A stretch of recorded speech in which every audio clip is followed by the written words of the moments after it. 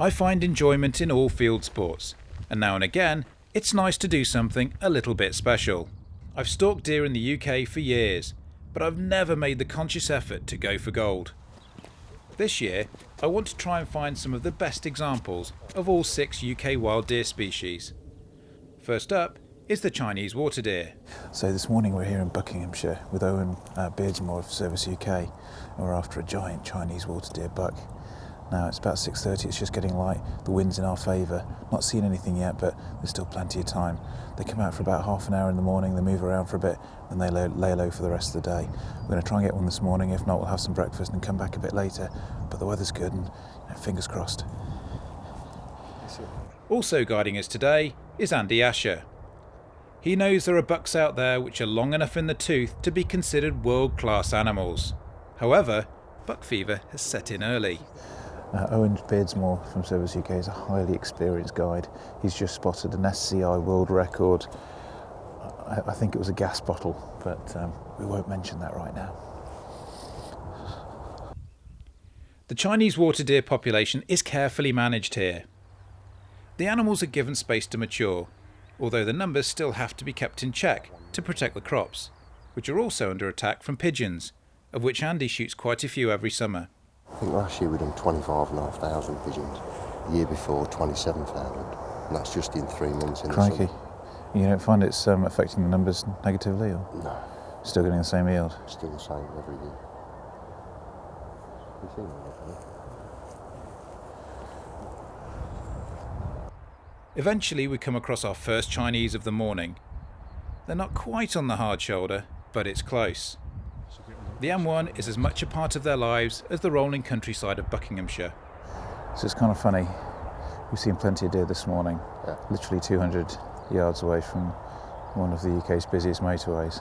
And actually that's providing us useful sound cover, because the sound that's coming off there, because the wind is blowing this way, will actually mask any sound that we make, but they don't seem overly concerned. They seem quite comfortable with that level of traffic, I suppose, after being here. You can imagine how many hundreds of thousands of people travel there and they've got deer within 100, 200 metres. And have no idea. They don't even know what they are. We break and come back later in the afternoon, and there are deer everywhere, but not the one I want. I'm going to have to work hard if I want a nice buck hanging on the wall at Harford Towers. The light goes and so do our chances, but there's always tomorrow. A new day, and the conditions are not ideal. Thick fog is making life a little tough for us. But as it clears, there's good news. So we've seen a deer we think is our buck coming in off the field. Now it's pretty thick fog this morning. It's going to lift, you can see it burning through already. But we just had the right sort of cover then, but he'd have seen the skyline here, so he's headed off into the other field. So Andy, what's the plan now? Well, he's gone through this cover here and he's gone through the next edge. There's a good chance he's going to be out in that next field someday. I don't think he realised what we were. It's just something that didn't quite look right. So he's not ran off determined, he's just sort of trotted off. So we'll probably head out into that next field and have a look, if that was him. Okay.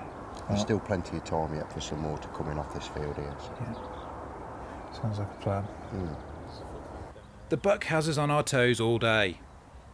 During the stalk, we witnessed some wonderful Chinese water deer behaviour.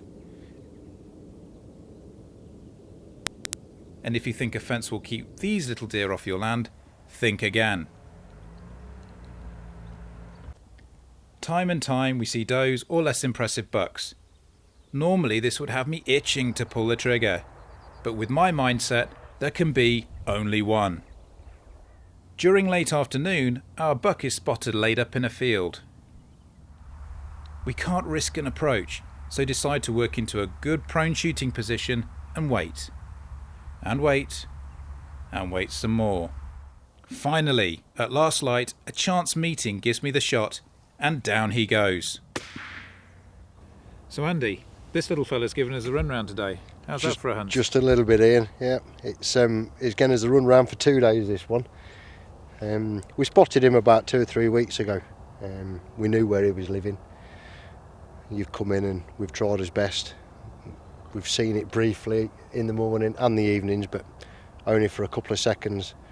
He definitely knew what the score was, this one does. Yeah, but he was obviously very, very careful, and we bumped him a few times, and he kind of lay down, and it wasn't really until another buck came over to him that he stood up. Yeah. So, if it wasn't for that other buck intervening, I don't think we would have got a shot at him. I don't think we would. It was the light was going and going and going, and this one wasn't going to stand up. Yeah. It was very alert, very twitchy, and his ears were here, there and everywhere. But eventually the other buck just got a bit too close. And the funny thing is the other buck was a gold as well. We've spent 2 days trying to get one. We've had two in the scope at the same time. But no, this is the one we wanted. This is the one we wanted. He's been giving me a run round. I don't care how good the other trophy is. This is the one that we've been looking for. Yep. So he made his work hard, and now he's in the bag. So you definitely deserved him, Ian. Well done. Yeah, thank you very much. Well done. Right, now you deserve a beer. Let's take him off. This was no Chinese takeaway. Owen, Andy and I worked hard for this impressive animal, and with patience and a little bit of luck, I finally got the animal I was hoping for.